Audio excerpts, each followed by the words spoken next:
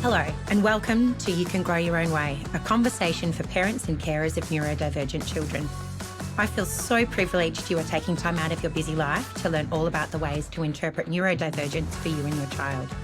Remember, all advice on this podcast is general and may not specifically apply to your child, so we encourage you to also talk to your GP, paediatrician or specialist to see if what you've learned will help your family.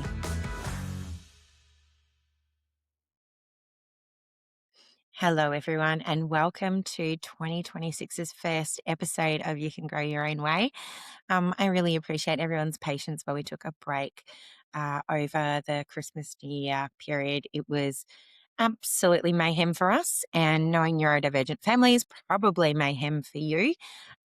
So it was not going to be possible to try and coordinate releasing an episode in amongst all of that chaos. I do hope that our families are doing well amongst the school holidays. I know it can be supremely challenging, and we do have 2 weeks left. So hold in there. You've got the strength. We're thinking of you, and just find whatever works for you guys. It doesn't need to be perfect. It just needs to be right for you. We are coming to you today with episode 2 in our puberty conversation. And we're joined again by the amazing Heather from Planet Puberty. So today we're going to be talking about some of the more sticky conversations. We're going to dive into menstruation. We're going to dive into discussions around wet dreams and how you can have those kinds of conversations with your neurodivergent tween so that they feel informed and empowered in terms of making decisions for their own bodies as they move forward. A little reminder, so Heather works for Family Planning Australia, which is a reproductive and sexual health organisation.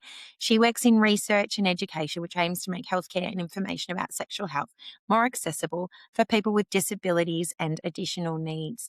And I know that we're aiming for 3 parts in this series. There will be a 3rd episode coming in the future where we'll talk about emotions and hormones. But let's dive into this discussion. We are actually going to start, and there's going to be some mums who are going to maybe shudder a little or twitch in their chair. We're going to start talking about periods. It's a huge life changer for our girls, and it's a really important one to feel like we can approach, I think, with confidence when we speak to our girls. So, Heather, what do you think are some of the challenges that neurodivergent girls seem to experience that are more, I guess, more unusual than for neurotypicals? We'll play that game with the first thing that comes into my head again. So thanks for having me back, Harley, and to your listeners.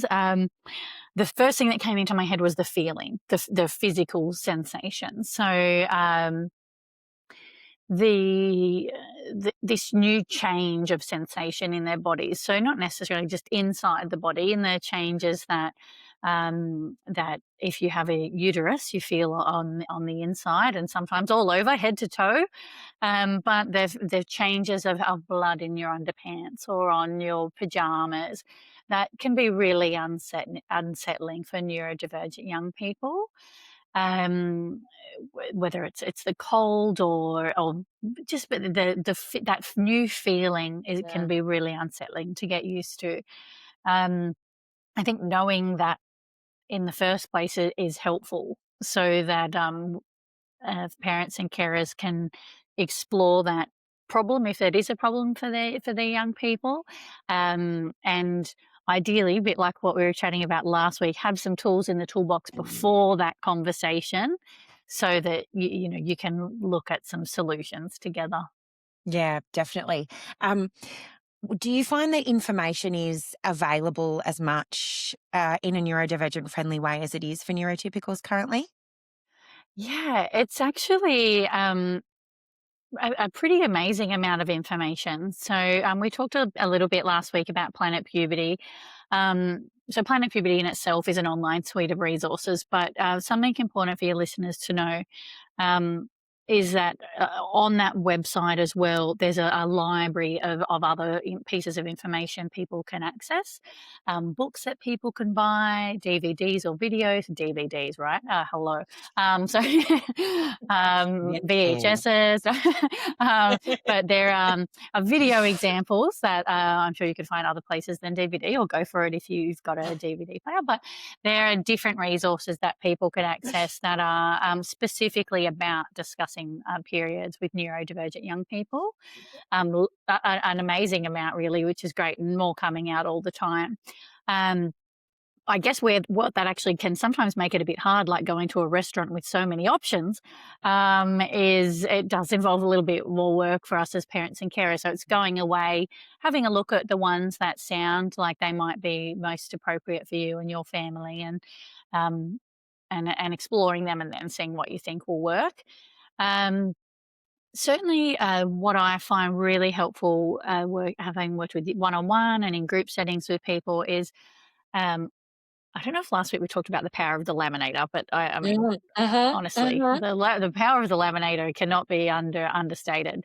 But being able to go online and print, instead of going and handing someone a very wordy book, which can be really helpful for parents and carers, but a lot for young people, going online and printing some visual schedules, laminating them with a ever powerful laminator, and cutting them out and using it like a bit of a deck of cards to have a discussion with a young person is really super helpful. So we know that a lot of neurodivergent young people find visuals really helpful. Yep. Social stories are fairly commonly used in neurodivergent young people in schooling and in families.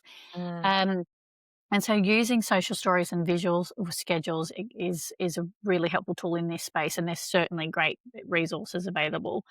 And whether you read them in a booklet style, or, like I said, yes. laminate them and cut them out, pop them on a nice table or on a rug and go about it that way, that can be a very helpful way of learning. And I would say it personally, the one that seems to have the most success, but Yep. everyone's different. So, I want to just loop back because my wheels have been turning while we've been talking. I want to loop back to the conversation around sensation, and there's just mm, a few things that I wanted to talk about. And I guess the thing in my head that was popping up was really about, as a parent or carer, understanding your child's particular sensitivities, mm, capacity around interoception, um, how they feel about washing and body care. I think, oh, it's one of those things where going into this conversation, preparing for not only the conversation, but the eventuality of what is going to happen, mm,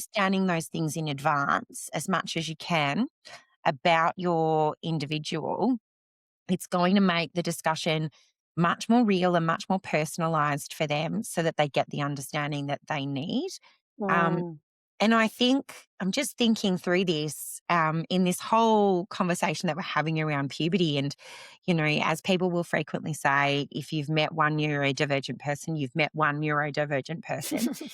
Um, and that's not taking away the individuality of neurotypicals in any way. But I think the biggest thing about the difference in conversation is that it really does need to be individualized and mm, catered more specifically to, we talked a little bit last time about chronological versus, developmental mm, age, and mhm, also all of those parts that make up neurodivergence for them that might be impacted by what happens in puberty. So, if you have a very touch sensitive child, then mm, talking to them deeply about how the two of you can manage that together, about how they can share with you when it's uncomfortable and you can work through different mm, steps of what you can do becomes really, really vital.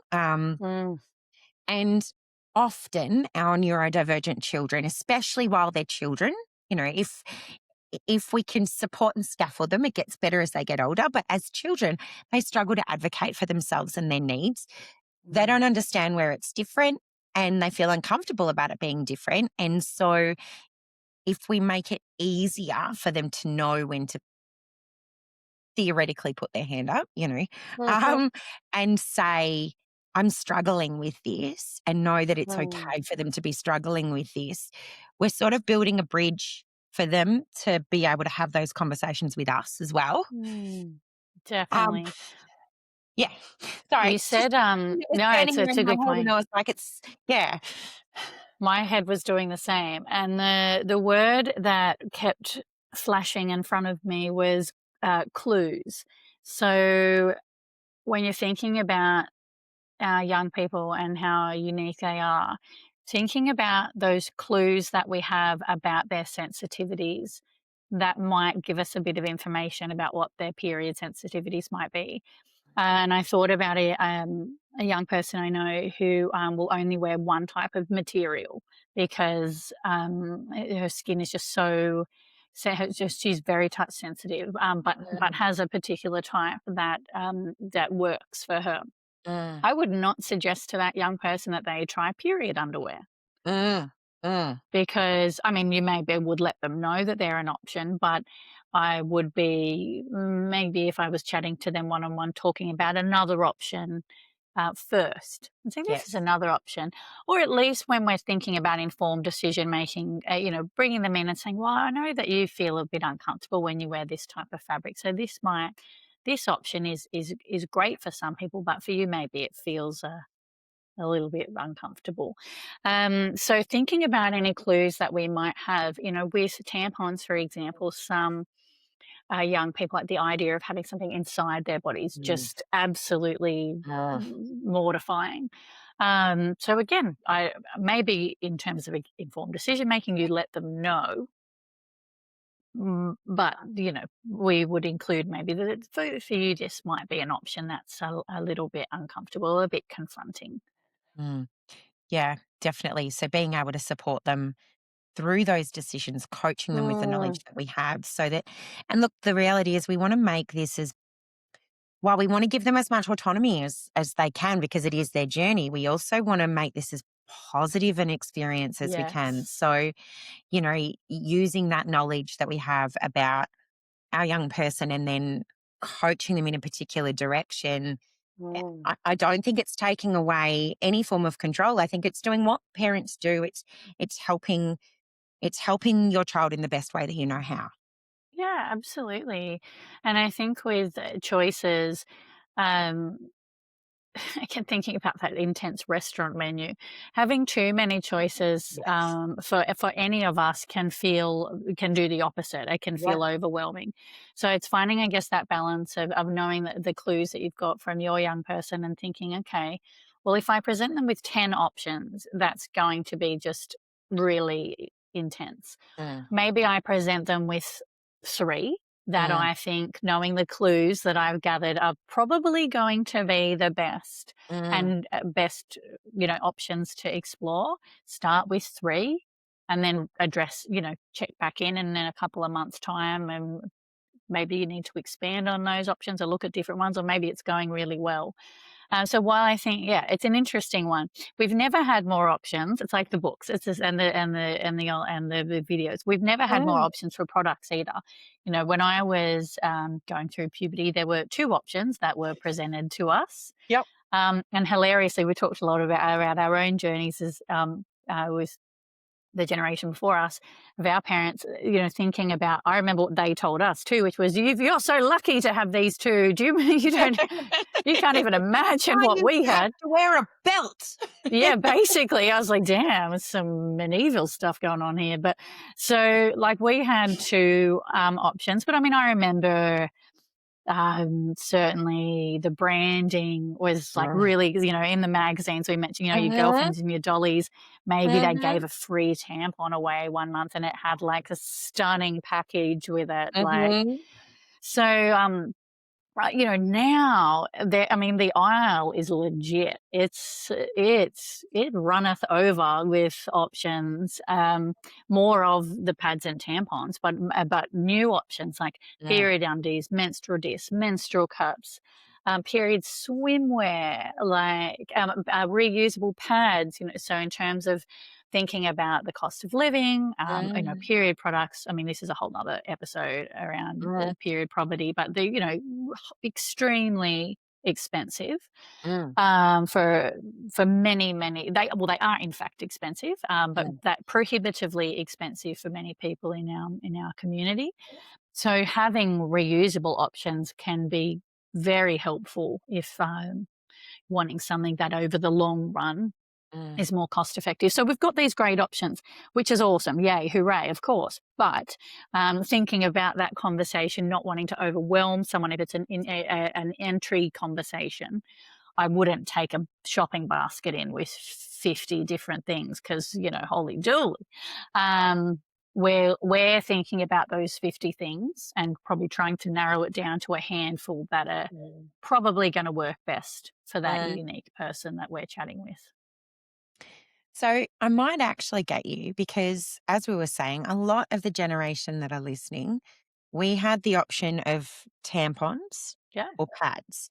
yeah. And, I'm of the generation where I remember early on, all tampons came with applicators Mhm. and any pad that would do anything was thick, and I remember I must have been about Surfboards. 16. Yeah.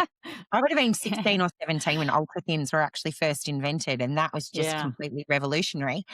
right. Um, so would you mind walking us through and educating us about Mhm. what we have available for our young people Yeah, now? I would be delighted to. So, definitely got our OGs, our pads and tampons, and there are many different options now. Thinking about what's new in pads and tampons, I think probably the most exciting thing that there's more of now is your much more natural products in that space. So, Right. where I mean, it's interesting what I'm about to say. I think it's a very privileged place to come from, though, to be thinking about having choice of tampons and pads. I was chatting to a woman recently who works a lot with young women in the juvenile justice setting, and Mm, they're not going to the shops that this is we were chatting about and looking at what options they have. They're looking for the cheapest. So mm, I've, and I while there are, some great new options in pads and tampons, they are more expensive. mm, So you've got like your no plastic, 100% cotton options that, are much more gentle generally on skin, in terms of our environment, um, less if zero waste, very minimal waste. mm. Yeah, in terms of our nasty, long-lasting plastics, etc. But I would say we're always got to weigh that up with. It's a lovely option if you can afford it, but it is prohibitive for many people in our community. I'm actually Um, while I remember, I'm gonna jump in and say because yeah, it's something we were talking about before, and there yeah, has been in Victoria, I'm not sure if it's Australia-wide, but in mm, Victoria, I know that there's been a very large rollout to access for free pads and tampons. I was saying we've got them in our local library, I know the council buildings have them. so good. I actually think even our visitor information centre toilets have them. Some Mm, schools have them. So it's really good to know that those are available. So if anyone is listening and they're like, "I financially struggle," yeah. there is options to also be able to access free ones. Yes, you don't get the same amount of choice, but they are accessible. So, sorry. Definitely. No, look, it's super important and it's wonderful. And I feel like we're in a bit of a moment with women's health and period poverty, for example, being in the spotlight. Share the Dignity is an amazing Mm, project that mhm, collects period products and distributes them to people, places where cost is prohibitive. So there definitely are great organisations in our community, great projects, organisations to access. Certainly, that there is becoming a lot more common for schools to have period products, which is wonderful. mm, We were having a chat before we started about. I think it's just a great icebreaker too for mm. when the more that our not just young people, but people are seeing period products out and about in our community. It sounds like they're out walking around with a cane for some reason, but in in the community that it creates conversation, it Mm, reduces stigma. It's a mm. really powerful thing having a thing that's just there. So I Yes, love that. yes. You Um, don't have to zebra stripe the packet so that it's hidden in your handbag. You can just yeah, it's exactly. there. Yeah. Yeah, so I think that is great, and feel like it's more visually available than ever before, and yeah, a lot more options. But yeah, in terms of accessibility, generally you're getting what's available. If you're in a position where you've got the money and the time and to really explore choices, there's an awful lot now, which is great. Mm. So that's exciting. In terms of other products, so what's new? I guess a big shift in the last couple of years has been in these reusable products. So Mm. period undies and reusable pads. So period undies, for anyone that's not aware, are undies. So some of the really common brands in Australia make them that have absorbent material in the undies. And there's also period swimwear too. And so they look like undies. They feel pretty similar to your typical undies. They are often dark. They are often black, which some people say they like because they don't want to visually they don't want to see period product. They want to see Mm. blood. But there are pretty coloured ones, floral, purpley ones as well. I had a conversation with someone recently that said they prefer ones where they can visualize their blood so they have an understanding of how much Yep. What their flow is like, what their flow is. come out. Yeah. Yeah. Exactly. And I went, wow, okay, great. So I guess the good thing to know is there are all those options available. I'd say Mm. if you're in your supermarket aisle, the vast majority, or if not all, when I look, because I'm so curious, I usually black, but you can access other ones online. So that's period undies, and they come in lots of different shapes and they come in different flows as well. And they are typically about 2 years. So Okay. I've heard everyone tell me personally that that some people say they change theirs every 6 months, which is more off. But the manufacturers typically will say 2 years of use, Okay. and you rinse them out at the end of the day, so you can wear them for the day and then a different pair overnight. You can rinse them out, and then you pop them in your regular wash. So in terms of financially, I mean, you might be looking at a couple of pairs that could last you from, let's say, in terms of the spectrum of humans, Mm. 6 months to 2 years. Yes. So it's I think if you're working it out per month, Mm. Much probably more the affordable. yeah, Yeah. exactly. Yeah.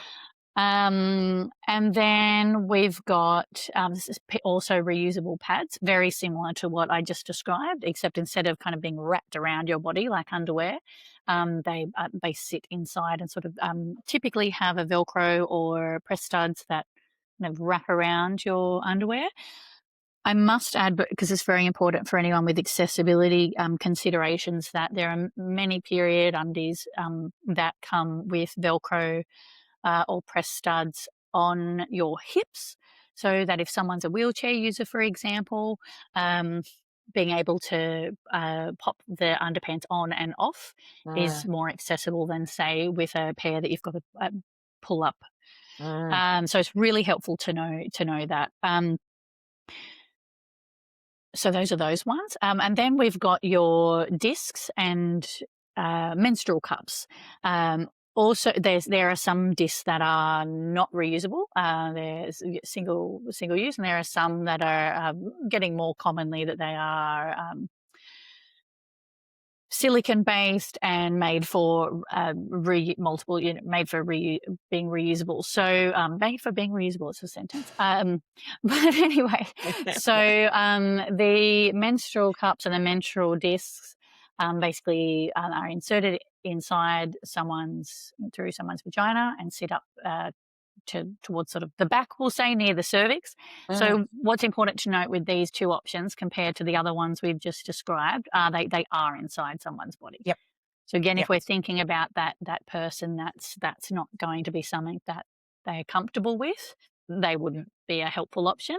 Mm. Where they could be helpful if there was someone that was comfortable to explore having something inserted into their vagina, would be thinking about activity. So, with the disc, for example, you can have sex. Mm, okay. Yeah, and so if that was something that was important to someone in their decision-making journey, and maybe that we're talking about older, and if you were thinking about it through the lifespan here, um, but also swimming, for example. So if, Mm, we've got someone, we'll say, a 17-year-old that mental health wise, physical health wise, they go to swimming twice a week, and that is their, like, mm, that's their thing. That helps their body, helps their mind, helps them socially. We need to think about that. We need to mm, really consider that. We don't want them missing out on, let's say, being very typical here, that we don't want them to miss out on that once a month. mm. Twice a week for once a month is really going to, at a time where a lot of people are, Well, they're emotionally, needing that regularity and then exercise. Yeah. Yeah. exactly. So in that kind of example, in that particular example, a disc or a cup would be really helpful to Mm, explore, mm, similar to a tampon, because someone is able to, be fully submerged in water without it impacting how well the product works. mm. Um, Also, there are also, I should mention, in terms of thinking about something that doesn't go inside the body, period, swimwear, Yeah. as well. So anyway, this is listening to my waffling, I hope proves the point that there's a heck of a lot. It does. Yeah. And they all have a lot of, they all are wonderful for different reasons, and they, like everything in life, have, challenges for different reasons. So, in terms of how I might explore that with someone, or even in a group setting if people were comfortable. Interestingly, not everyone, often people are, because then it's like less cringe than Mm. chatting about it one on one. Not as intense. I don't know if that'd be Yes. happy for your mum to share it with a whole group of your friends, though. Maybe, That exactly. So this that is normally when might yeah, that might be a little much. If when I'm thinking of doing it, it's in a professional. When I go to a disability organisation or I go to a school, and yes, would my daughter want me to go to her daughter's? Probably not. So I may outsource that to a colleague. But if it was this setting where I was exploring options with someone, I would. This is very cheeky, but I have what I call my blood bag. So I would have my bag of goodies, which would have, as all of the products that we just discussed, and I might have powerfully laminated images of different activities. So I might have some pictures of someone sleeping, of Mm, someone swimming, of someone playing a kind of active sport. Maybe they're playing soccer. I might have some people kissing. You might have someone sitting in class reading a story. So you're thinking about different activities, mm, and then I might be asking the young person or people looking at these activities, maybe you say, like, which ones are really important to you when you are on your period, or what do you think, if you were having a period, would be important to you? Or you might be asking them, of these, and looking at these products, which ones do you think would work best? mm. So maybe you do it in that order, because if someone looks at it and says, "Oh, Mm, swimming, don't care about that, and sport, don't care," then you've got a different mm. options. But if you've got that person, and there are many of these people in the community that see those activity ones, see the yoga picture, and say that when I'm on my period, that's a deal breaker. I've got to Yeah. be able to have these. Mm, Then that helps. That helps to say, okay, well, these products over here, while good, they're not helpful for that you're doing. So your big surfboard pad, that's not going to work for you with yoga. mm. It's Yeah. not going to be that's not going to be the best choice. But here's some options that might suit you better. And these ones go inside the body, and these ones sit on the outside. Mm. Yeah. I So think I think laying them out, doing some sort of matching games can be pretty. and here's the change that we've got these days as well. You used to be largely you'd commit to a thing, Mm, like you would be a tampon user, you'd be a yeah, pad user. Um, and now you might use 4 different options depending on the activity that you're doing to make totally. you feel the most confident that you can, Yeah, and that's pretty absolutely. incredible. isn't it? Like we would change our, if you're thinking about breasts, we have different bras for different activities. Mm, mm, Your lacy underwire one's not gonna be helpful at all for volleyball, that's, mm. so, Yeah. thinking about whether it was, those ex that yeah, it's really interesting. Like, we do in other areas of our life, we change our approach based on the activity, and the periods, can now be the same. I think it also can create a bit of, when thinking about like period positivity, Mm. choice generally makes people feel good. Yes. Feels good to have Yep. choices. Yep. But Yep. now they're thinking about those dolly free tampons from the 90s, like, and how gorgeous they were advertised. There's gorgeous period products now, So, in thinking Oh, about trying to get our young people going through that, starting that journey or continuing on the period journey, excited about products, going and having a look and seeing the different boxes, and having a look at the different period underwear can be quite exciting as mm, well. mm. Um, I've got a question here, and I think it's a Yes. really, really important one.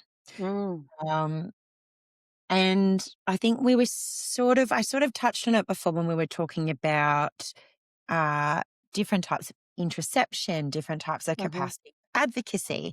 This is really, I think, getting into it a little bit deeper. So, how do we help our girls feel confident that they can Mm. listen to their bodies? That's the first Mm. part. And I Mhm. think that Mhm. can be a challenge in itself. And then on top of that, not only listening to their bodies, but then advocating for Mm. themselves. So Mhm. I'm happy for you to break those apart if you like, because I know that's Yeah. a meaty question. Um, but I think let's say girls. For Mhm. girls, it's hard for us to Mhm. feel like we are allowed to listen to and talk to our bodies, and we won't get into big Mm. little chats around that. But often, even at young ages, we can start Mhm. to feel like they're objectified and not necessarily ours. Mm. My Miss Five got into my makeup the other day and put my makeup on beautifully Gorgeous. incorrectly, uh, Gorgeous. and then asked me if it made her more pretty. Oh, yeah, that's a hard one. Oh Um, my god. Hits hard the so first time you have that chat. no, and look, and we are a house, and this is in our house. Mm. We never use the word pretty. Mm. It's intentional, and whenever Mm. we talk about something being beautiful, we talk about the complexity and depth of beauty. Uh, Mhm. and so I heard these words come out of her mouth, and I'm like, Mm. that's not from us. Mm. That's from Kinder, or that's from Mm. television, or that's from an alternate source that has still managed to become pervasive. So taking all of that into account, we do have girls who will struggle to feel like they can say, my body feels funny, or this is not right Mm. for me. So, that in Mm. itself is a big conversation. And then you throw the lens of neurodivergence over Mm. that, where often they've been told not to stim, even though it makes them feel comfortable because it makes other people Mm. very uncomfortable, or that they need to eat something anyway because it's good for them. Mhm. So they're regularly told that their needs aren't necessarily valid. Yeah. So, Mm. throwing all of that at you, um, Mhm. what is a great conversation to have with our girls to say, no, no, you are Yeah. allowed to listen to your body. You should listen to your body.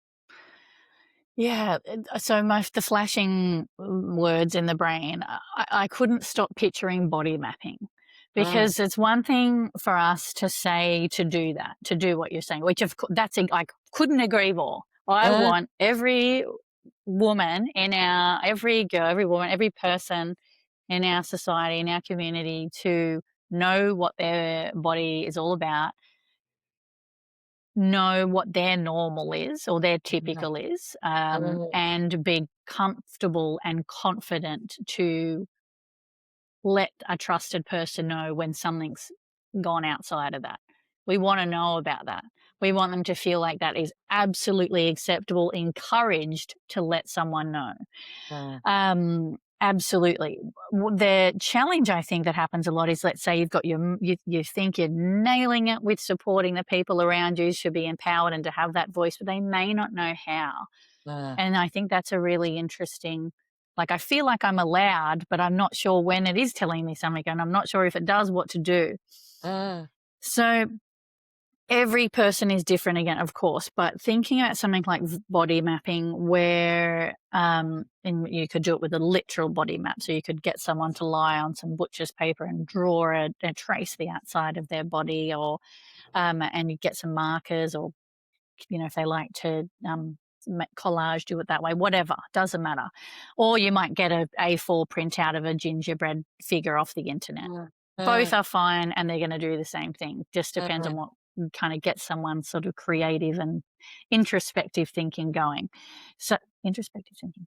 yeah. So we in terms of getting that conversation going, whether it's with us or asking them to someone, another trusted person, to ask them, when if we're talking about periods, when you're getting a period or you're on a period, tell me about. Let's talk about.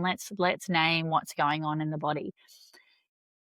I'll skip to the end of this story. Like, I've never done this with a person and it not been like the most hectic end result, head to toe. And that's what's so interesting for people. Like, it's beyond just these typical things, but it's getting people to sit there and take time to think, well, yeah, like, I get some abdomen pain, so maybe they'll draw a picture around their belly button of like a sad face or something.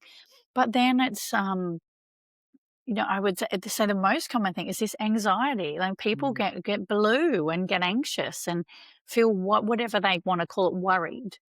But they just feel, off. So it's that picture around the head of maybe it's a question mark. But anyway, what we're doing with an activity like that is we're inviting someone to name the different things that can be happening in their body. And uh, then that's giving us that evidence to say all of this is acceptable. This is all normal. But there's things that we can do to help you with that too. So if yeah. any of that stuff comes up, I'd Uh, love you to tell me about it, or to uh, let another trusted person know, something like that. If you're at school and you have awful pain, I want you to go to one of your trusted teachers, or to uh, the nurse, or to the lovely lady in front office, or the lady at the canteen. I don't care who it is. I want you to go and find a grown up and let them know that you're in pain. uh, We know a yeah. lot of young people, and a lot of older women, miss out on work and school because of these feelings we're describing. Uh, uh, Work and school often make people feel happy. Work makes us get money. So, maybe you're missing out on money on one end. If you're a young person, you're missing out on being with your peers. Maybe uh, you're missing out on PE, which is the one activity of the week that they look forward to at school. So those things, I was nearly swore then. They really matter. you They're can not occasionally swear, it's okay. It does happen. I held it in. I held it in. They matter. So You're better that's than what me. we want our young people. I'm trying very hard to be able to name them by whatever Um, way we can invite them to describe these feelings, uh, and then we want to use that to give them to permission to say these are valid, and I want to know about them so I can help you.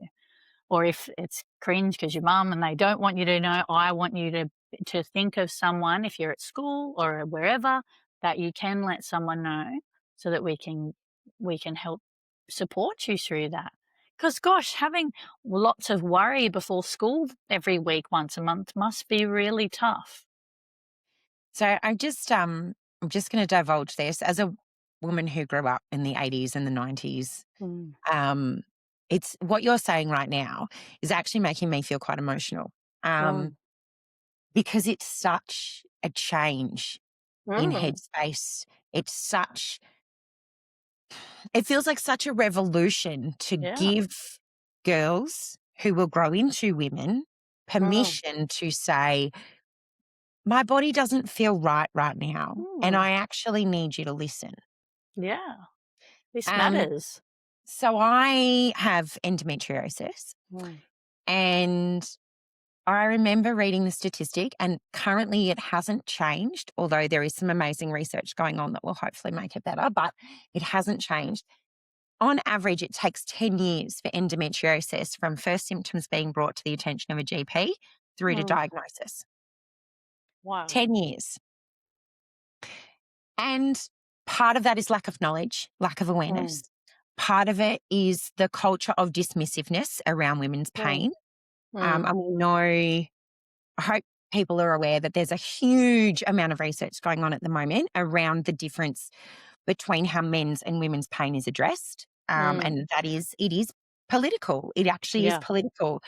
Um, and so the reason I think that bringing this to the attention of the parents and carers of our neurodivergent girls, the reason that this is so important is Mm. that the only way still that these conversations move forward and progress happens is if our girls feel like they're entitled Mm. to say, this is not okay and I need Mm. you to pay attention.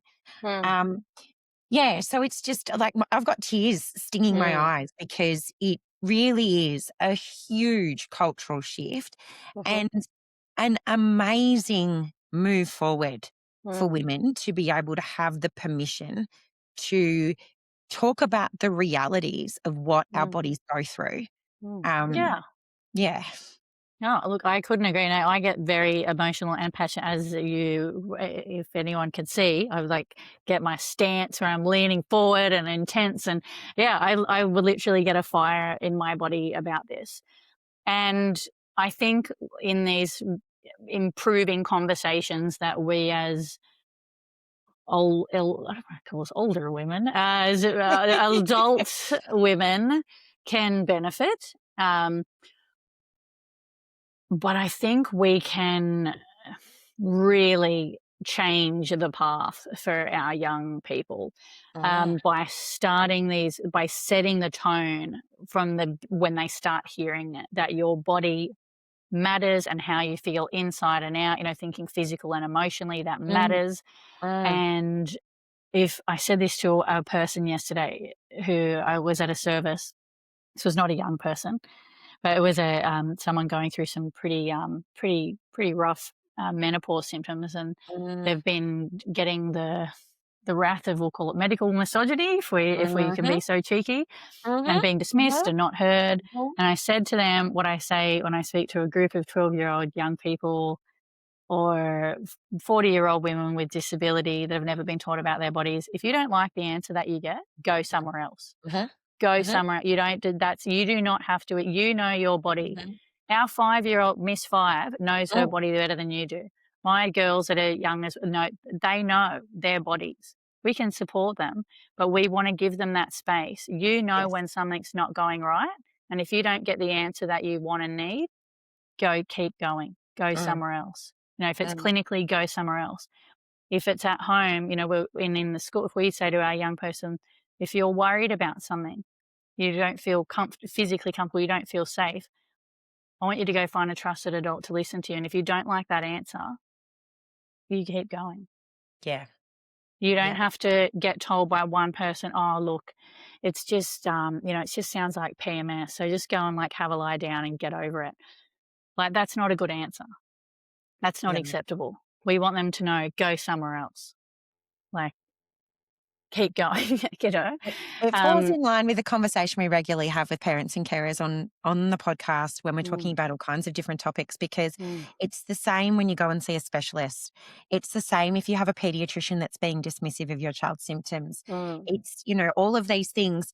At the end of the day, we are we are responsible for our own and our children's growth, development, health, well-being. And mm, no matter how much study someone's done, no matter what position they're in, no matter how many certificates are on the wall, mm. you know yourself and your child best. And if Yeah, you are not being listened to, you are completely entitled to walk out of that room yeah, and go somewhere else. yeah, absolutely. Yeah. And I really do believe that someone will hear you Mm, and help you and support you. Like, I believe that. It's another job for us, feeling empowered as individuals and empowering our young people to know that you can keep going, mm, not yeah. feeling like, oh, you know what, it's not worth it. It is. It absolutely is. I think if Mm, we can get that narrative into the minds, deep into the minds of our young people early, Like, you know, going back to something, it sounds like it's simple, but that young girl that I'm thinking of missing swimming, that is critical to that example can be absolutely critical to someone's mental health and well-being. Mm, That is not small. So it's not go home and get over it at all. mm, It is very, no, very serious about mm, one, being heard that it's an issue, but two, yeah. being enabled to continue to participate in our lives. So, Getting all so true. spicy. So true. We're very shortly going to move on to We Haven't Forgotten the Boys. I Mhm. promise we haven't forgotten the boys, and we do have time for the boys. Um, Yes. I just want to put a little disclaimer in. There are certain issues that can arise for neurotypical girls around periods, Mhm. and how they feel pain, how they experience their mental health. Mhm. Some of these are more prevalent around neurodivergence. Now, we chose not to talk about these in this particular podcast because, as Heather very accurately pointed out, these are medical and clinical issues. We do not want to be getting them wrong. But Mhm. the reason I'm just putting this in here is if you are feeling like your young person Mhm. is not experiencing what is the Mhm. norm, Yeah. it is possible that certain things may be going on for them. Please make sure that you go and see a medical professional about it. Yeah. If you feel like your GP is not taking it seriously, go and see an OBGYN. Yeah. These do fall into the remit of OBGYNs and they have a much greater knowledge about it. And you are totally Yeah. welcome to get a referral and go and see one. And once again, if Yeah. your GP won't give you one, go see a different Yeah. GP. So, yeah. In terms of access to, very absolutely correct. I guess the challenge with sometimes getting into an OBGYN can be tricky. Mm, Or in Australia, there are specialist trained registered nurses and nurse practitioners that have mm, additional training on top of their nursing in sexual and reproductive health that are experts in what we're talking about, and sometimes can be easier to access in terms of more of them, and quicker to get into an appointment. Sometimes interesting, and I love doctors and I love OBGYNs, so don't get me wrong, but sometimes too, I don't know what it is. I'm not going to, that's a whole nother podcast. The offer to young people of a nurse over a doctor is less, yep, I it's can an get that. interesting one. It feels less Yeah. official. Yeah. Less official and a bit more Less official, gentle. less So, daunting. Yeah. knowing that Yep. people can access that. So in Victoria, Sexual Health Victoria is, and, you know, I can actually have access to these links. In New South Wales, we've got Family Planning Australia, and other services as well. South Australia, it's Shine. There's lots of different sexual and reproductive health services across Australia Mm, where there's a large team of specialist nurses in this space. So having your options and knowing sometimes you're so desperate, it's like, you know, you might want to, you've got an OBGYN in your love and you can get into 12 months, mm, great. mm. But if you want to go and talk to someone, I think these nurses are a beautiful way to start that conversation. And if there is something going on that requires more clinical intervention from a specialist doctor, they'll get that pathway going for you too. Yeah, So awesome. Awesome. That's yeah. fantastic to know because, yeah, you're right. The wait lists for OBGYNs can sometimes be excessive and expensive. Hmm. So going back to, period poverty and financial access, sometimes that can be very expensive as well. So that's Yeah.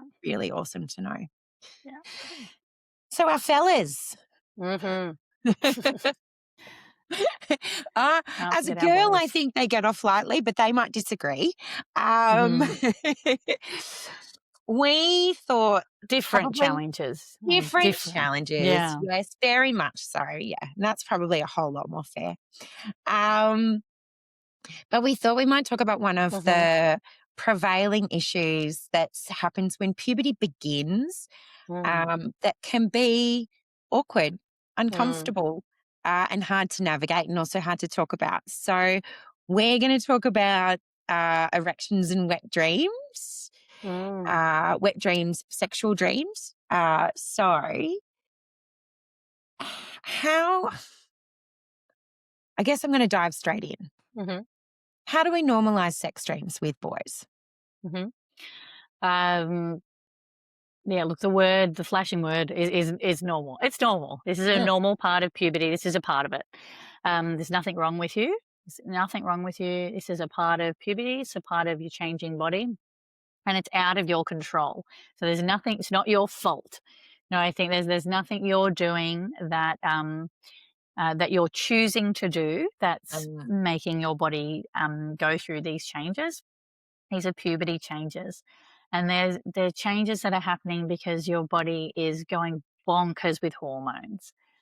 And so I think the shock of a wet dream or erection happening to a young person, if they haven't had any preliminary discussions about it, is pretty mm, hectic. So again, mm. I can't stress enough that if we're starting these conversations at the time things are happening, it's better than not having them at all. Yes. But it really does help young people if they are prepared for something to happen.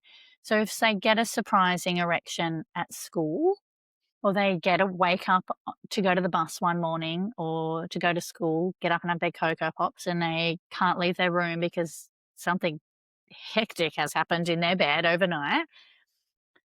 Much better if they go, huh, okay, this is the day. This is what that is. Maybe they're even excited and go, "This is what mum, dad, my carer, my wonderful auntie, whoever.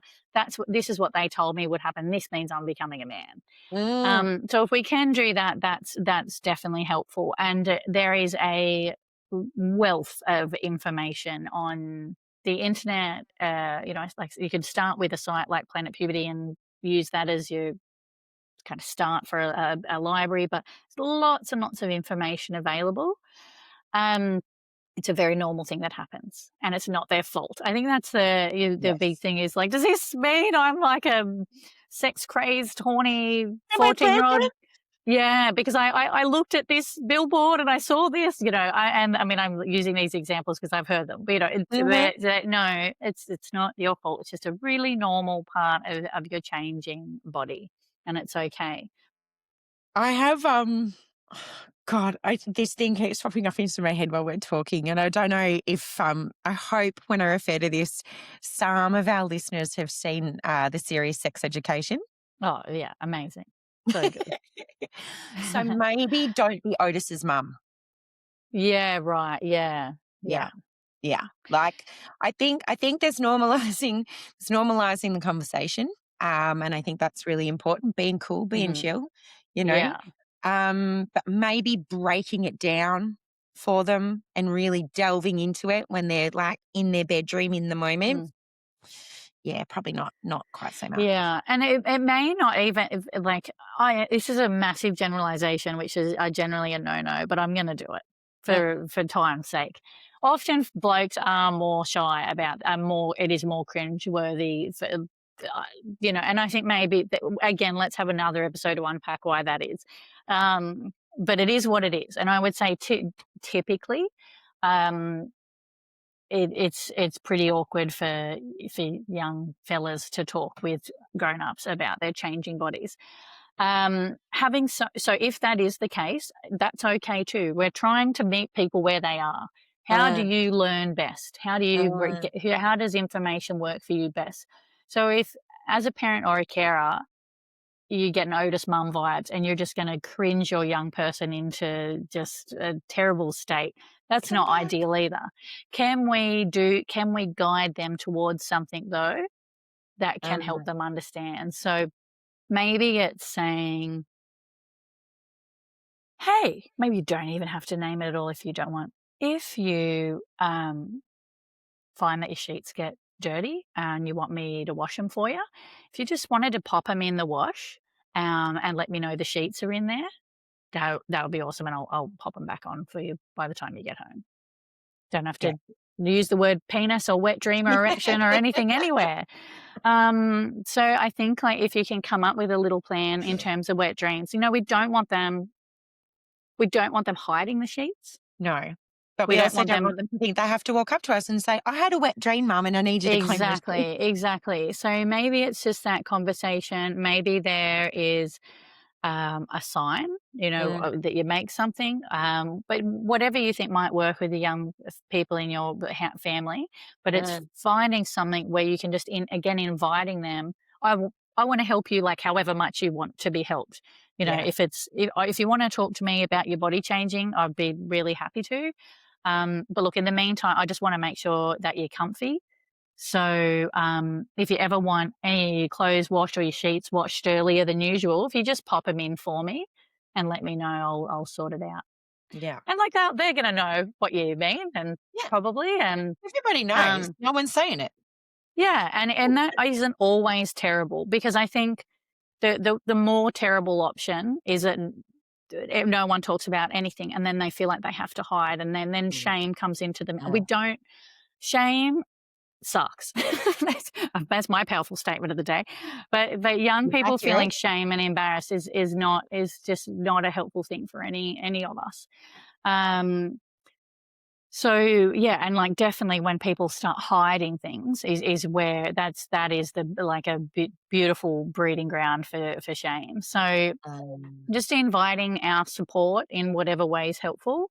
It might be leaving a book, or it might be a more general overview of not this is everything to know about ejaculation. You know, it might be just a more general book about boys' bodies changing, of which there mm, are many. mm, And it's a chapter in that book. So you aren't yes. sitting down to say, I'm just talking to you about that, which could be a little, you know, you're talking about, hey, oh, this first part of the book, they're talking about washing your face, and they're talking about putting on deodorant now that your body's changing. Oh, we've talked about that, and that's going really well. Oh, this is a new part here that we haven't talked much about. Maybe you just read it and then you keep going to the next one. So it's finding that sweet spot, I guess, of giving our young people the information in a way that we Leaves them can feeling, I'm not going to say comfortable, but less uncomfortable. less uncomfortable. Mm, And again, we talked about this last time, but if it's something that, you know, we don't feel like we can do, or they don't want us to do it, mm, you know, then I think it's having another discussion about, I'd really like for you to chat with someone about your body changing, because it's helpful to know. Um, I can give you a book. I can show you this. I can give you this video to watch. Or is there anyone in our life that that you know and trust that maybe we could have over for a chat? Or mm, they could take you out, like, maybe make it fun. They could take you out for an ice cream, and they could have a chat. We just want them to get it so that they don't feel like something's horrendously wrong with them, because it is. No, I think erections and particularly at this pubescent age, that erections and wet dreams are so random, and that yes. can be, so it's really frightening. They're very unintentional. Mm-hmm. So it's that, you know, I think for neurodivergent young people, that feeling that their body is doing something really out of control Mm, mm, can be yeah. really unsettling. So we definitely want them to get this information. It's just, you know, navigating where is that going to come from. Um, and I think in really important and around this time, maybe we've already had it, but maybe if not, it's coming in as about private public discussions. Mm, mm, Feeling aroused, and not feeling aroused, and ejaculation happening are very normal parts of a young person's growing and changing body. We want our young people to have the time and space to experience pleasure and explore their bodies. They will do it anyway, I can assure you. So mm, we need to invite them to find the space where that's safe to do that. Um, Unfortunately, and I hear this very, very often, mm, daily, I would say, you know, I get contact about a young person who's doing some private behaviors in public spaces. And often they've missed that information about what are you even talking about? What are mm, these two places and things mm, that you're talking about? So we really want our young people to know that it's okay to explore your private body parts. We need to make sure those are in a private space. mm, A really easy little trick here to remember what a private space is that no one can see you, I'm pointing to my eyes, and no one can mm, hear, and I'm pointing to my ears. mm, So why I bring that up, and I'm going on a whole is, mm, so sometimes a young person might think, well, I've gone into my bedroom and I've gone in and I've played with my body parts, and mum's pissed off at me and I don't know what's gone on, but maybe the door was left open and the window and the curtains weren't drawn. And so, older brothers walked past and got a bit of a surprise and now the family's having a bit of a moment. So we need to be very literal with everybody, but particularly with neurodivergent young people, be very specific and very literal about what that means. So when you're in a private space, mate, that means that's okay for you to do private things.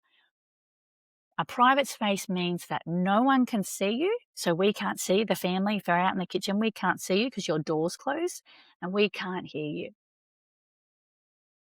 So, that's about protecting your private time, which is so important. We really respect that. And that's about protecting us too, because, you don't need to know about my private time and I don't need to know about your private time. And maybe we give the example that every parent's been through. When I like to poop with the door closed? That's an example of private. Sorry, I'm going on a different. But we've all been there. That boundary was respected in my house. Yeah. We've all been there where we've gone, do you have a radar for when I go to the bathroom? Like, how is this even possible? Mum's stuck and she's stationary. We're going to go and hassle her right now. It's a fascinating thing. But all jokes aside about the sacred art of private pooping, having that example where we say, I would like some private time. The door is closed. I'm going to be a little bit of time and I'll be out shortly. Is jokes aside, that's modeling though. That is literal, the definition of modeling. So if we can bring those private public conversations into non-sexual things, that can be very, very helpful because we're just trying to make that discussion about private and public and reinforce it wherever we can. We don't want them to miss out on their private time to explore their bodies. Like I said, they will, but it really does teach very helpful lessons for when they're out in the community. I think, look, from my own experience in my house, and we've got, as has been discussed before, we've got varying needs. We've also got varying different developmental ages in my house.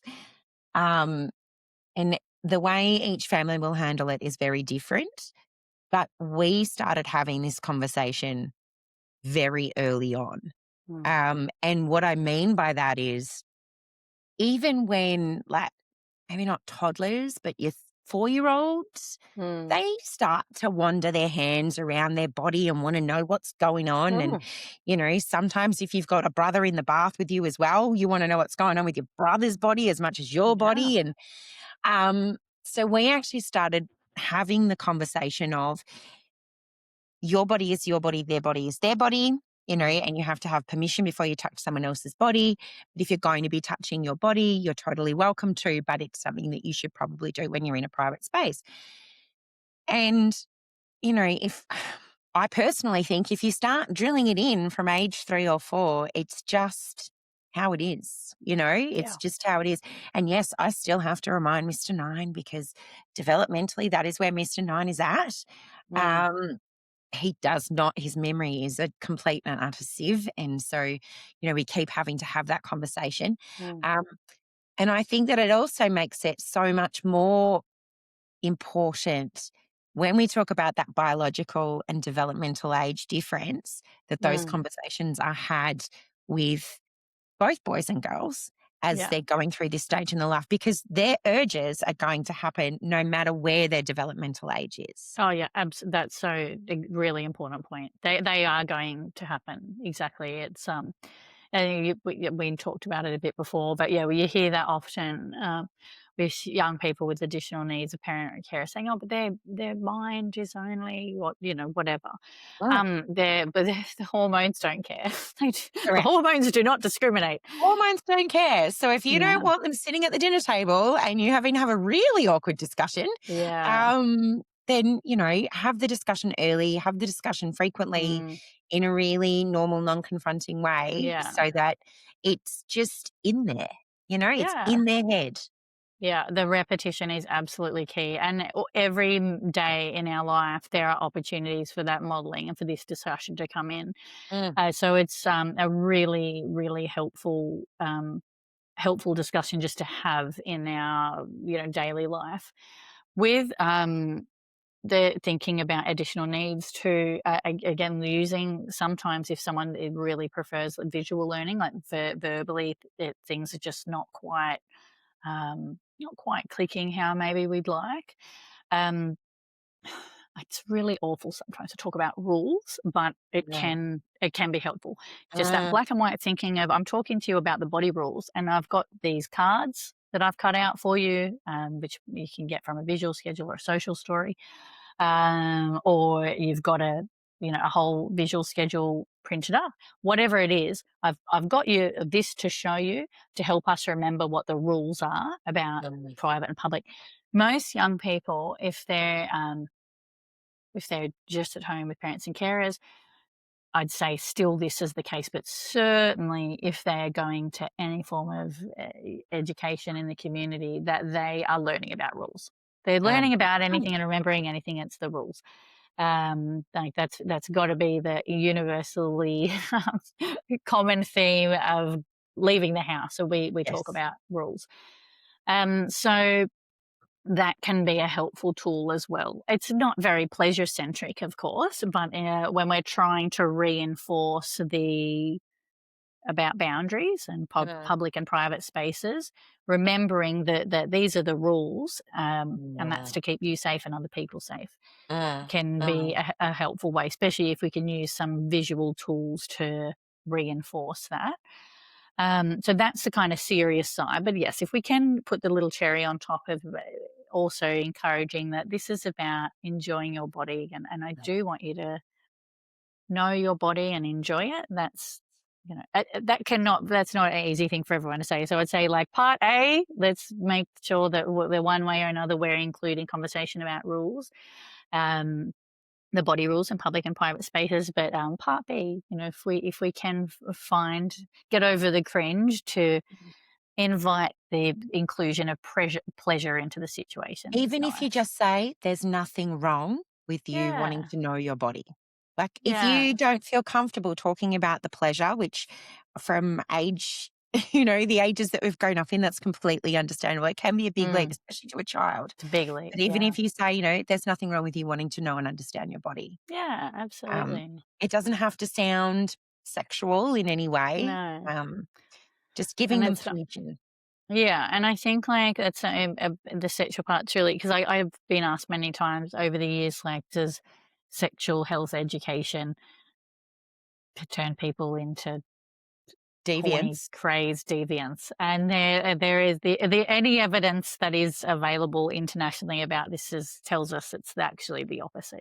Yeah, I was gonna say, wouldn't it be the opposite when you It's feel the like you have to be opposite. ashamed and hide it Yeah, and it becomes a problem? yeah, Yeah. exactly. It helps people to understand ourselves as sexual and reproductive health beings sounds so corny. Is a normal part of life and a right. It's Uh, also it is a human right, but it invites us to know that it's something that we can learn about. So whether we know that well, my mum, dad, parent, carer, auntie, uncle, whoever other person that I learn about this from, or maybe it's that book that I got given, or it's that those printouts over there that I got given. But it's inviting that practice of this is something that when I have questions about, I can go and learn more about. mm. This segues really nicely into when we can say nicely when we're having conversations about people feeling uncomfortable. Um, but it segues really nicely into also talking about safe relationships. Mm, Um, Also, an incredibly important clarification for our neurodivergent children. And I'm going to give an example that isn't mm, sexual based, but still mm, shows how those lines can be so blurred. mm, Um, so Mr. Nine, we had to have a conversation and where it's an ongoing conversation for him to come to terms with it because he finds social situations with peers uh, really confusing, overwhelming, uncomfortable, doesn't like them, stays away from them. And really, for him, I think a lot with peers because he's so awkward in those situations and doesn't understand the perceived social rules, they haven't been pleasant for him. mm. he gets confused about the role of specialists, support workers, Mm, uh, education supports, mm, so adults in his life. And so we've been having to have conversations about how someone can respect you, be in your mm, life, help you, support you, care about you, mm. but they are in a position where they are a therapist or Yep. they are, They an get paid. they get paid. They That's get paid. exactly right. Yeah. And so they're not what you would put in the category of a friend. They are Mm. friendly. Friendly. Yeah. They have your best interests at heart, but they are not a Mm, friend. mm, And, and that's talking about it from a friend perspective and not mm, throwing hormones into the mix. But I feel like it's a really great way to clarify how confusing these things can be for some of mm, our neurodivergent children who do struggle with understanding the web of social connections. mm. Um, so Good I point. think, yeah, let's jump in and talk about the Mm, conversations that we can have with our kids. mm. Yeah, I think it's really interesting, and it's not always the case, but often in a situation where someone's really confused about friend versus friendly in relationships, for whatever reason, maybe their choice, maybe their peers, maybe that many people aren't being that nice to them. And so Mm, someone when someone's is showing them kindness and warmth and what feels like love, it feels good. It does feel mm, good. that's it. Yeah. Feels Yep. good. Mhm. So it's really confusing. So I think again, it's so dry, but thinking about it from a rules perspective really help. Rules and roles, like who Mm, people are and what their roles are and what the rules are with those. The paid unpaid thing can be a helpful way of mm, understanding that. mm, Um, and so, or may paid is maybe a bit complex, but that it's someone's job. Like they are friendly, and the fact they're friendly means they're doing their job. They're doing a good job at their job, but they go to work to do that. Um, but if they left that job and moved and got a new job, then we wouldn't know them anymore, mm, because it's their job to be nice to us and to help us. But they're not a friend, and they're not a personal relationship. So I think finding the words will be really different for different families. Definitely recommend using a tool to help with it. mm, So again, whether you've got different relationships that you can, so you could do this two ways. You could get more general pictures of different people in their life. So one of the games, there's a game called Who's in My Orbit in Planet Puberty, which has got general descriptions of people in the community. So we'll take an example of, say, a paramedic, mm, and we'll take an example of a teacher and a bus driver and then a close family friend. So mm. all really different kind and the body rules get really confusing because a paramedic might have to touch your body Yes. to help Yeah. you. Yeah. So Yeah. some of these can just talk about confusing and blurred for very confusing. So getting pictures of different people in our community, that are general, or if you could have an actual picture of who's at Mm, home, an actual picture of the support worker at school who's mhm, really close with the young person, mm, and putting them in, again, arranging them into categories. So it's very dry and black and white, but I do think it can help to think about rules. So you could do that as an activity, or maybe if it's a person that needs a lot of reinforcement and reminding, there's a picture up in their room behind their door. mm, So it's a mm, poster and it's got in the different people in the life who different people in their life, who they are and what they are. So, mom, siblings, dad, grandma, auntie Rhonda, are close, our close special people. Um, and then we've got like our support worker, and Marge on the canteen, who are, special people in the community, that are friendly but not our friends. But maybe it's mm, okay to go up and give them a high five because you have mm, got a. And then we've got that paramedic though, and the police officer and the bus driver who may be nice to you because that's their job, but you're not going up and giving them a high Hugs five. and high fives. Yeah. Yeah. Mm. So I think doing some practice around that can help. The interesting asterisks of this is it's our job. We do, I'm going to swear for the first time and the only time today, a shit job at this, at helping people Mhm. in our community understand this by not being clear about our roles, boundaries. Mm. So I've had many an intense conversation with support workers around hugging the people they're supporting. Yep. And it's really, and it's a really, really delicate one. And again, it's very much an individual kind of case by case scenario.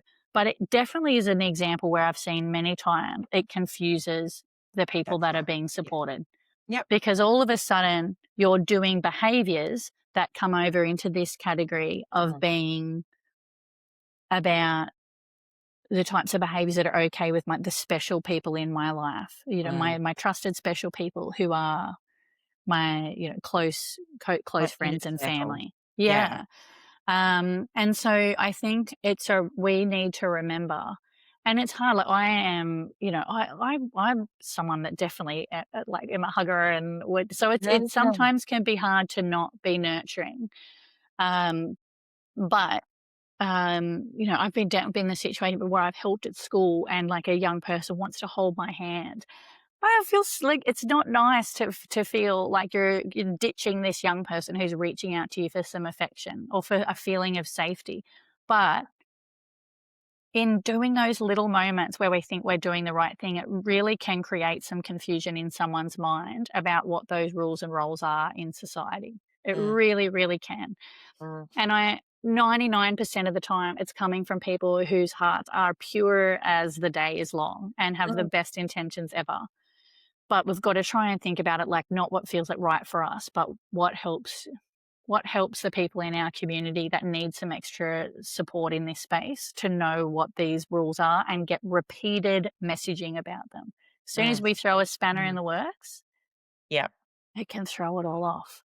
Oh, but I Heather, saw. Heather is my paid support person. But every time we finish at McDonald's, she gives me a hug and tells me she'll miss me. Yeah. Yeah. So that must mean that she, really She's one cares of my about special me. people. Yeah. Yeah. Yeah. So it's really, really hard. So we can do things with our people in our lives to help them, like some try and reinforce and remember what these rules and roles are. But we as people in the community working with vulnerable people need to remember Mm. our job too. Mhm. I saw it done beautifully the other day. Mr. Nine is a hugger. He loves a hug, Mhm. and struggles to know the difference. But we Mm. have taught him he does know to ask, and that at least gives the opportunity then for someone to say no. Yeah, awesome. Yeah. And he went to hug someone who was in a support role in our life, Mhm. and they said, "You know, I'm not a person you should be hugging, but I would love to give you a fist bump or a high five." Awesome. And it was just like, nailed it. Like, Yeah. absolutely nailed it. There was Such no a good shame, moment. there was no Yeah. embarrassment. It was like, let's just do this a different way. Yeah. Amazing. Beautiful. Mm. So helpful, like such a powerful moment modeling that behavior. Really, and it's still kind. Mm. It's just showing that it's like a perfect illustration of the different rules because of who they are. And It's we don't great. we don't we don't wanna talk I don't wanna dwell too much on, all of the horrible things that can be out there in the world. Yeah. But it is something that we do also, and just to sort of weigh into the seriousness of why this conversation is so important. Mm. There are, minority though they be, Yeah. there are people who will take advantage of young people who have Yeah. blurred lines around understanding who they should and shouldn't interact with and in what Mm. ways. And Yeah. so we're also providing safety for our Mm. children to know it's actually not okay if the bus driver asks me to go to his house after Yeah. he dropped me off. Yeah. You're not one of those people. Yeah. Yeah. Exactly. And it is awful that we have to have this discussion, but that's exactly why the rules exist, and the not talking about them doesn't make these things go away. Yeah, it's, I mean, I wish we didn't have to talk about it all, but mm, we do. We have to talk about rules and roles and boundaries for a reason. Um, we know that people in our community that are maybe feeling a little bit lonely, it, that they are very much targeted by these very small percentage of not very nice people. Um, Yeah, I mean, it's like if you think of the past puberty, other end of the spectrum of elderly people getting fleeced yes. of money. It's they're easier targets. Mm, Maybe they're lonely, maybe they're whatever. But I think it's helpful to know so that we can be encouraging people to ask questions. That question around "Can I give you a hug?" is also, it's great modeling for checking with people, but it's a great modeling for consent too. Because mm, if someone else goes up and gives us a hug, they should be asking mm, mm. as well. So it's very, very helpful that these rules exist across all these groups. Maybe in our very inner circle of the family, if you run up and give me a hug, that's okay. But I mean, even some days too, it's even in the inner circle of the people that are most close with us, there's still an element of checking for consent with Mm. behaviors. Yep. Would you like a hug right now? Yeah, You know, would you like a hug? yeah, Can I give you a hug right now? Is that mm, okay? Um, yeah. is it, Interesting thinking. Oh, sorry, mate. it's just even, is it okay if I help you get undressed? Yes. Oh, it's funny. Our brains went to the same place. So I was just thinking about people with disability that requires a lot of care, a lot of Mm, physical care. That often tell of experiences where they just feel like their body's not theirs. People are mm, just doing things to their bodies, taking off the shirt, putting on the shoes. As intimate as, maybe it's changing someone for toileting reasons without mhm, having any conversation. I'm going to, and I think thinking back to if where we can come in those discussions as parents and carers, um, if we're putting cream on our young person's arm because they've got a horrendous owie that just needs some kind of mystical treatment, yeah, um, Band-Aids. magical band-aids are Yeah, really good moments for practicing what we're saying. I'm going to mm, put a band-aid on you because you've asked me to. Is it okay? So I'm going to take off the ends here. Is it okay if I pop it on now?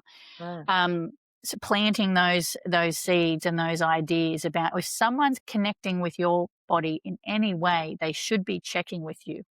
mm, They should be talking to you about what they're doing. yes, Um, so that, God forbid that if in a moment a unsafe person in the community said, "Can I come and give you a hug? And would you like to have a ride?" That young person can say, no, no, you can't. no, You can't ask me that." And no, no, um, and yeah, letting people know if anyone ever is talking to you or touching you in any way that goes against the rules. Who can you go and let know? mm, mm, Yeah, really, really important. And the earlier, the better that we. So yeah, the body rules in terms of safety are, yeah. There is that other element too. We have them have these conversations with our young people to help them feel empowered and to mm. learn about their bodies. But we do also have them because these are tools to help keep us safe. Keep us safe. Keep us safe, and let's also think at the moment we're largely talking about tweens, Mm, um, but to keep us safe in future relationships as well, to feel like they have permission to say, "Please stop. mm, That's too far. I don't want you to mhm, do that." mm, As they get older as well, and to feel like if someone says that to them, that they've mm, been raised to know that they should listen. mhm, mhm. Yeah, Yeah. absolutely. It's a tough one sometimes to have with other members of the family, I think. Oh my god. Uh, Are so you aware of happen to referring to the example of just give someone a cuddle or just give me yeah, it's like so yuck. everyone's got a thing that's their like the it like kills me. I can't because it's just the opposite of what we need to be doing. And it's, Mhm. people, oh, it's just a joke, or it's just whatever. You're telling someone to force you to give them a kiss. It's the opposite of what we, Mhm. even if it's you're their family member or mate. No, it's not okay. No. And if you And that's think what I mean, where we have to have the responsibility not yes, to do that. yes. And if we truly think about, you know, when Uncle George is like, Mm. "Oh, just don't be such a downer. Give me a kiss." Yeah, When you think about it, like when you turn around to them and you go, "You're a 67-year-old man that is imposing on the boundaries of a 4-year-old." yeah. It's really ick. Like, It's it's really really ick. ick. And Mhm. sometimes, it's okay to call them out and tell them that. Yeah, absolutely. You do not ever, it doesn't matter, even if they say they're whoever, you do not ever have to, including me. So say it's Oh, you, as I will say, for example, as mum, you don't ever have to give me a kiss or a cuddle if you don't want to. yep. You don't have to. These are choices about your body. And if you don't feel like it and you don't want to, that is fine. That is always fine. Mhm. Yeah, it's Yep. really important. And I definitely think we've got some work to do as society. Well, you see it all the time. Yeah, it's and that is, I think that you often hear the argument, it comes from this really innocent place. That's fine, but and it's, and like, that's nice that people don't think like this, but we we do. You're thinking about, though, that, but doing that in that moment can really create a risk for someone in the big picture. Yeah. So it's like Yeah. nothing actually even about that Mhm. particular moment, maybe, Mm. but it really is connecting wires in someone's mind that we don't want. As We I want to often remind them always they're the boss. You're the boss of your body, that's and it. that whether they're That 4 or that 14 or 40, you're the that boss of your body. by the way, anyone where it's developmentally appropriate, Teeny Tiny Stevies have an incredible Oh, book and yeah. song about that. And if you've got someone who is, developmentally a little bit lower in age than where they are at Mm, hormonally, it's beautiful. It's so good. Such a great song. that's Um, great. I love to always remind people when we Mhm. have conversations where things like generational difference come in and cause Yeah, conflict. We do the best with what we know, but when yeah, we know better, we do better. yeah.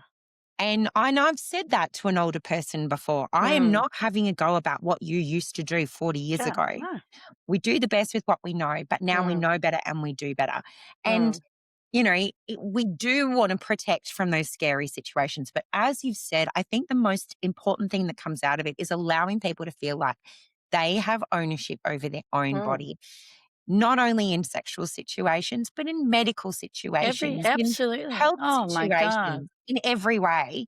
They Mm, have autonomy over their own body and they never have to feel guilty about doing something purely because it's for somebody else's no. ease. Your body is So, not someone else's. It's from the beginning, from that, you know, um, from fun examples like the young person that picks up the makeup and smothers themselves in a usually very expensive, that they've found somehow, elaborate, dramatic situation. where it looks more like kabuki maker. Yeah, it's pretty wild, but we don't, that's a fun example, and then we've got the more, I guess the more serious ones we've talked about. We wanna really remind people at every bit of their journey, from the moment we can have whatever type of communication about that their body is theirs, that they're the boss of their body, and what makes them feel good and safe is what, and that they know it best and they know what that means best. And sometimes, they might need a helping hand and support from trusted people for different things, but they know best. They know Oh my best. goodness. I'm just going to say that is like the perfect place to finish the podcast. It's nice to end on a good note to remind our Did you practice that yeah. beforehand? I bet you set that up. Did you set I that up? really didn't. I You really didn't, really but did?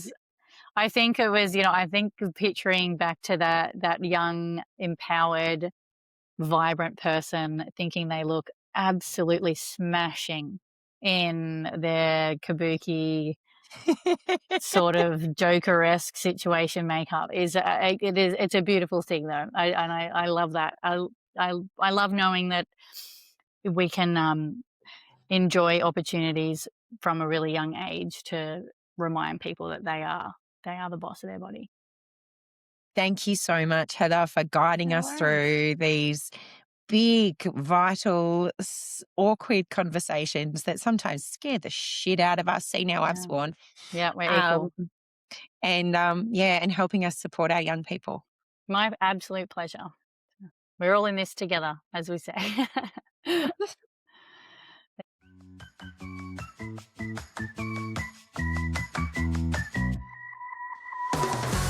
Be sure to check the show notes on our website for any links and references. You can find us at youcangrowyourownway.podbean.com. And if you found this episode helpful, we would love you to help us get the word out. You can share the podcast, tell a friend, and be sure to click the follow or subscribe button so you can access all our new episodes. You can also find us on Facebook and Instagram, where we would love to connect with you. You Can Grow Your Own Way recognises Aboriginal and Torres Strait Islander peoples as the first peoples of this place, now known as Australia. We're coming to you from Jabberung, Jawajali and Wadawurrung country, the country of our guest speaker, and from wherever you are listening. We respect the elders of the past and present, and we share our friendship and kindness.